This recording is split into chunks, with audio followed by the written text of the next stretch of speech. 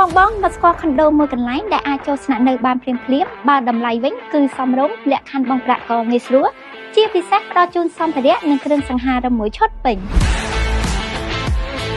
ខុនដូនេះមានទីតាំងល្អក្នុងតំបន់ជ្រោយចង្វាក់ជាប់ផ្លូវធំងាយស្រួលធ្វើដំណើរជិតផ្សារទំនើបលាក់គីចំណាយពេលត្រឹមតែ3នាទីដល់តំបន់ OCAC 2នាទីដល់សាកលវិទ្យាល័យ Norton